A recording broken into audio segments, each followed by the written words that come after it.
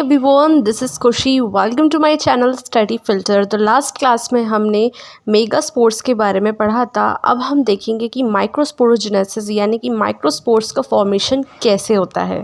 तो हम देखते हैं कि माइक्रोस्पोरोजेनेसिस का फॉर्मेशन कैसे होता है। तो एंथर के अंदर होती हैं स्पोरोजीनियस सेल्स। वो सेल्स मियोटिक डिवीज़न करके 4 माइक्रोस्पोर टेट्राड बनाती हैं, यानी कि हर लोब के अंदर 2 साइड आपको माइक्रोस्पोर टेट्राड देखने को मिलेंगे। टोटल आपके पास 4 माइक्रोस्पोर टेट्राड हो गए। ठीक है।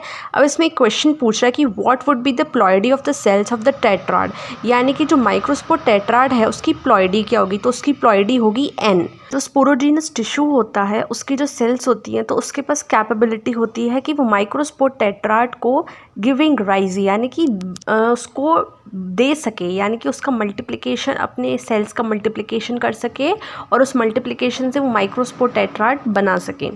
तो each one is potential pollen.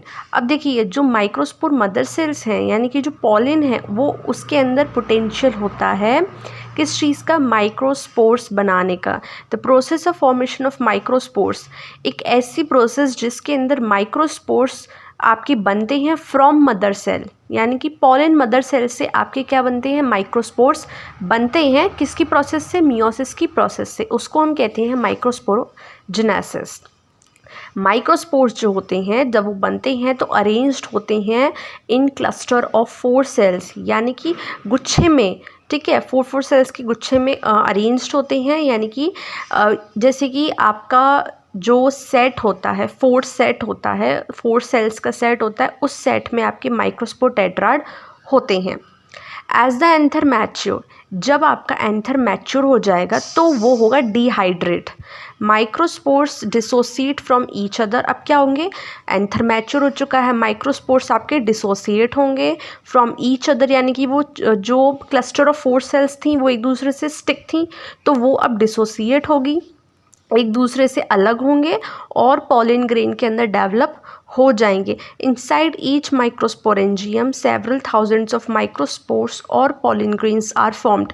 अब देखो हर माइक्रोस्पोरेंजिया के अंदर आपको बहुत सारे माइक्रोस्पोर्स या फिर पॉलिन ग्रेन्स देखने को मिलेंगे और वो बनेंगे और रिलीज्ड होंगे जब एंथर मैच्योर होगा या फिर उसके डेहिसेंस पे आपके जो पॉलिन ग्रेन्स हैं वो फॉर्म करेंगे। अब जैसे कि हमें डायग्राम देखें तो सबसे पहले आपको एक ट्रांसफ़र सेक्शन दे रखा है एक यंग एंथर का, जिसके अंदर मैंने बताई थी कि 4 लेयर होती हैं। अगर हम आउटर से शुरू करें तो epidermis, endothecium, middle layer and tapetum.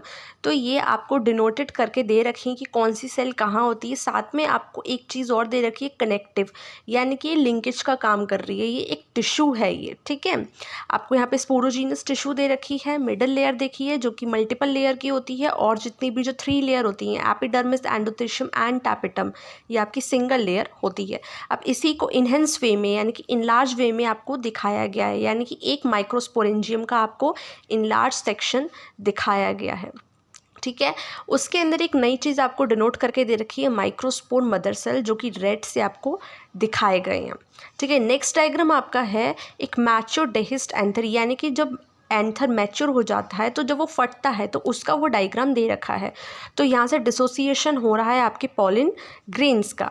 तो स्टूडेंट्स ये डायग्राम बहुत ज़्यादा इंपॉर्टेंट है आपके पॉइंट ऑफ व्यू एग्ज़ाम से, तो ये डायग्राम आप बिल्कुल याद कीजिएगा और नेक्स्ट क्लास में हम पॉलिन ग्रेन के बारे में डिटेल में पढ़ेंगे। So if you like this session so don't forget to subscribe, like, share and comment. Thank you.